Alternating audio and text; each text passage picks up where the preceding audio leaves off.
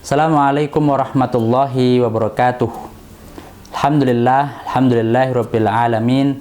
Salatu wassalamu ala asyrafil anbiya'i wal mursalin wa ala alihi wa ashabi ajma'in, amma ba'du. Saya ucapkan selamat kepada siswa-siswi Madrasah Aliyah Negeri 2 Mojokerto. Semoga kalian bisa menuntut ilmu dengan sebaik-baiknya di sekolah ini dari guru-guru yang menginspirasi, yang penuh dengan inspirasi, dan guru-guru yang penuh dengan prestasi.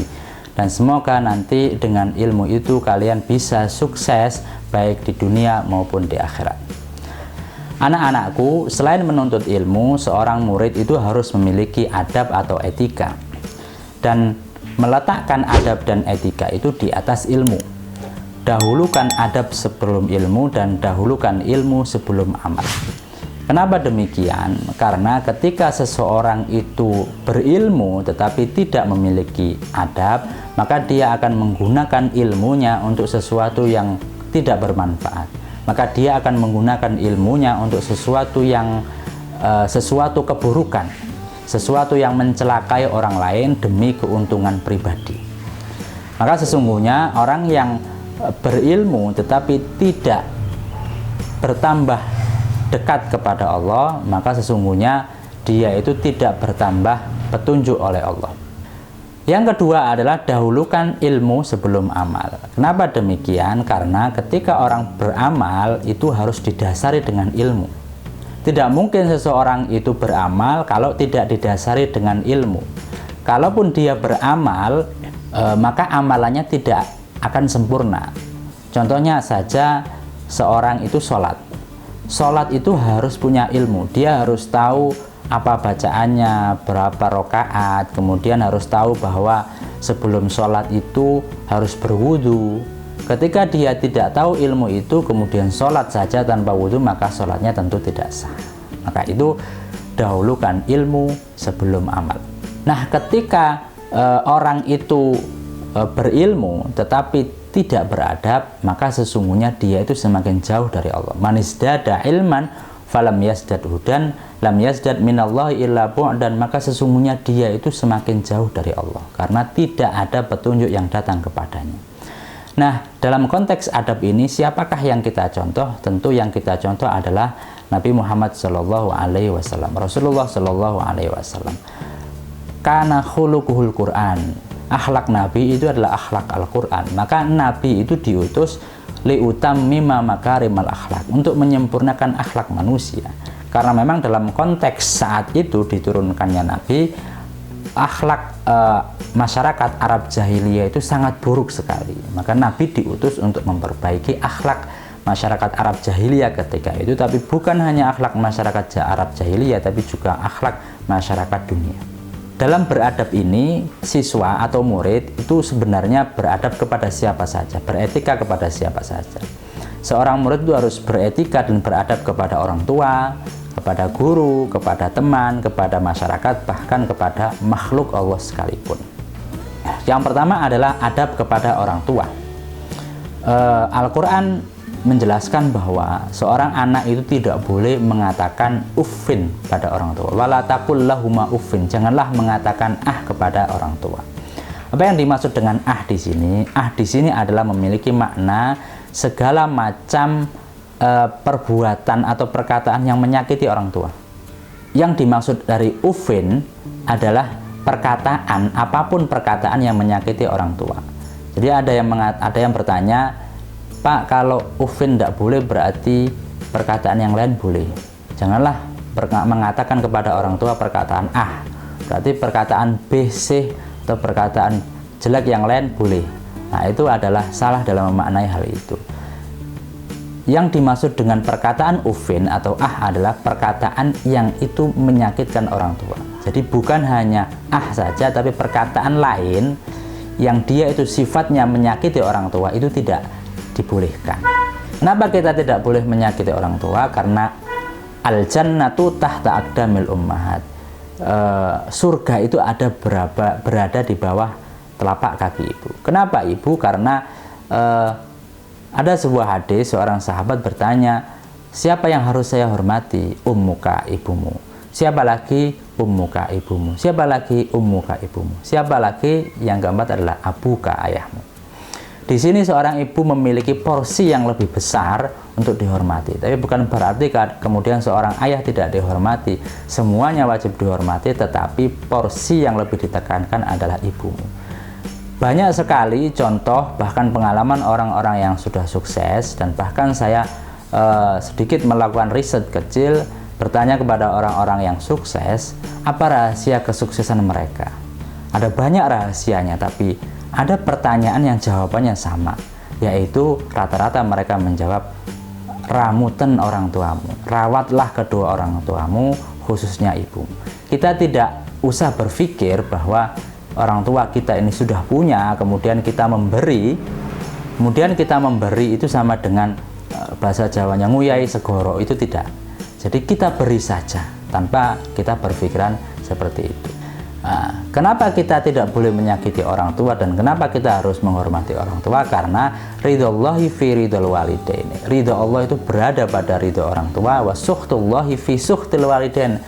Dan kemurkaan Allah itu berada pada kemurkaan orang tua. Maka beretika dan beradablah kepada orang tua. Yang kedua adalah etika kepada guru, beradab kepada guru. Nah, ketika kita di sekolah, guru itu adalah pengganti orang tua kita. Maka guru itu harus kita hormati. Bagaimana kita beradab kepada guru? Ada sebuah hadis yang menjelaskan bahwa suatu ketika para sahabat ini duduk-duduk di depan teras masjid. Kunna julusan fil masjid. Jadi ketika itu para sahabat sedang duduk di depan teras masjid. Idh kharaja Rasulullah sallallahu alaihi wasallam fajalasa ilaina. Kemudian tiba-tiba Rasulullah sallallahu alaihi wasallam keluar dari masjid dan ikut duduk bersama para sahabat itu. Faka'anna ala ru'usana at-thair. Nah, ketika Rasulullah sallallahu alaihi wasallam ikut duduk nimbrung dengan para sahabat itu, para sahabat seakan-akan di kepalanya itu ada toir atau burung. Apa yang kita lakukan ketika ada burung di kepala kita? Tentu kita tidak akan bergerak sedikit pun, karena ketika kita bergerak sedikit, burung itu akan terbang dari kepala kita. Maka di situ untuk menghormati seorang guru, para sahabat ini duduk diam. La yatakallam ahadan minna, tidak ada salah satu di antara kita yang berkata. Ya, jadi para sahabat ini diam, kemudian mendengarkan apa yang dikatakan oleh Nabi. Nah, apakah kemudian kita boleh bertanya kepada guru? Kita boleh bertanya kepada guru ketika guru itu mengizinkan. Fala tas'alni an syai'in hatta uhditsa laka minhu dzikra. Dan janganlah engkau bertanya kepadaku tentang sesuatu kecuali sampai saya selesai menjelaskan. Jadi kita boleh bertanya kepada guru asalkan guru sudah selesai menjelaskan apa yang ingin dijelaskan, baru kita bertanya setelah guru mengizinkan. Atau misalkan guru sejak awal ketika mau mengajar, guru mengatakan bahwa anak-anakku, ini saya akan menjelaskan, nanti ketika ada yang tidak paham langsung ditanyakan. Nah, ketika itu siswa juga boleh bertanya. Kenapa? Karena guru sudah mengizinkan. Dalam konteks ayat ini yang saya bacakan tadi, surah Al-Kahfi ayat ke-70, fala tas'alni an syai'in hatta uhditsa laka minhu dzikra, adalah peristiwa ketika Nabi Khidir dengan Nabi Musa. Nabi Khidir mengatakan, jangan bertanya sedikit pun sebelum saya menyelesaikan ini semua. Nah, akan tetapi Nabi Musa tidak sabar dengan Nabi Khidir, kemudian sehingga Nabi Musa itu selalu bertanya sebelum Nabi Khidir mengizinkan untuk bertanya. Kemudian Nabi Khidir mengatakan, innaka lan tastati ama ya sabro, sungguhnya kamu sebenarnya tidak akan bisa sabar bersama saya. Selain itu, seorang siswa atau seorang murid tidak boleh menyebarkan aib guru. Guru adalah manusia yang tentunya juga memiliki salah. Akan tetapi kesalahan guru atau aib guru itu tidak boleh disebar-sebar oleh siswa, bahkan mungkin diomongkan di antara siswa. Itu sesuatu yang sangat tidak etis. Dan yang terakhir adalah seorang siswa juga harus mendoakan gurunya.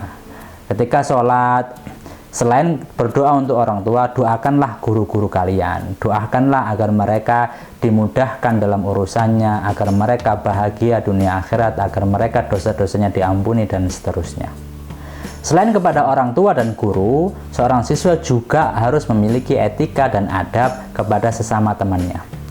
Walaupun teman sendiri, tidak kemudian seorang siswa itu dengan seenaknya berbuat kepada temannya, menjendul kepalanya atau kemudian menendang kakinya dan lain sebagainya. Semua ada etikanya, baik etika kepada siswa yang laki-laki maupun etika kepada siswa yang perempuan. Wala tajassasu wala yaktab ba'dukum ba'da ayuhibbu ahadukum ay ya'kula lahma akhi. Kepada sesama teman tidak boleh saling menggunjing, saling ngerasani, itu tidak boleh. Ngomongkan kejelekan teman yang lain itu tidak boleh. Wala tajassasu wala yaktab ba'dukum ba'da. Al-Qur'an memberikan perumpamaan kepada seseorang yang membicarakan aib orang lain, kejelekan orang lain adalah seperti ayuhibbu ahadukum ayyakula lahma akhihi maitan fakarihtumu, seperti seorang yang sedang memakan daging temannya sendiri. Bayangkan, apakah kita bisa memakan daging teman kita sendiri? Tentu itu akan merasa jijik. Fakarihtumu, tentu itu adalah sesuatu yang kita benci. Maka ketika kita membicarakan aib orang lain, kejelekan orang lain, bayangkanlah pada saat itu kita sedang memakan dagingnya. Tentu sangat menjijikkan. Maka segeralah untuk berhenti membicarakan kejelekan orang lain. Maka dalam berteman kita diharapkan untuk berteman kepada orang-orang yang soleh. Jalis ahlas syidiki wal wafai. Bukan berarti kemudian kita berteman harus pilih-pilih, tetapi boleh berteman kepada semua orang, tetapi tentunya lebih baik berteman kepada orang yang soleh. Kenapa demikian? Karena kebaikan itu menular dan juga keburukan itu menular. Su'ul khuluqi yu'di. Nah, kalau kita berteman dengan orang yang tidak soleh, tentu keburukan akan menular kepada kita. Tapi kalau kita berteman kepada orang yang soleh, maka kebaikanlah yang menular kepada kita. Sehingga seorang teman dengan teman yang lain itu biasanya identik. Ada sebuah ungkapan, anil mar'i latas al fa'absir qorina. Kalau kamu ingin tahu tentang seseorang, janganlah tanya kepada seorang itu, tapi tanyalah temannya. Fa'innal qorina bil muqorini muqtadi. Karena seorang teman dengan temannya yang lain itu identik. Jadi ada seorang yang suka main game Legend misalkan, dia pasti akan mencari teman yang suka main game Legend juga. Atau seorang teman yang dia itu suka membaca, maka dia akan mencari teman yang suka membaca juga. Ada seorang yang suka nge-mall, maka dia akan berteman dengan orang yang suka nge-mall juga. Maka sesama teman itu identik. Nah, maka kalau kita ingin mengetahui seorang itu, tanyalah temannya. Siapa teman-temannya? Siapa teman-teman dekat mereka? Kenapa kita harus memilih teman yang soleh? Karena nanti di hari kiamat itu akan ada banyak penyesalan, bagi mereka yang tidak memilih teman soleh. Dalam Al-Quran direkam, ya wailata laitani lam attakhid fulanan khalila. Ya Allah, kenapa dulu saya tidak menjadikan si fulan itu teman saya, padahal dia sangat baik sekali. Nah, orang-orang manusia seperti ini, mereka menyesal di akhirat tidak menjadikan orang yang soleh sebagai temannya. Selain adab kepada orang tua, adab kepada guru, adab kepada teman, kita harus juga memiliki adab kepada masyarakat. Anak-anakku juga harus memiliki adab kepada masyarakat. Dalam konteks saat ini adalah masyarakat digital. Ya. Bagaimana kita membuat status yang sopan, bagaimana kita mengupload sesuatu yang beretika, yang baik, bagaimana kita membaca, men-share sesuatu yang baik. Tidak aja asal nge-share, tapi memilih dan memilah, mensaring sebelum men-sharing. Maka dalam konteks media sosial ini kita lebih banyak mendengar daripada kita lebih banyak komen.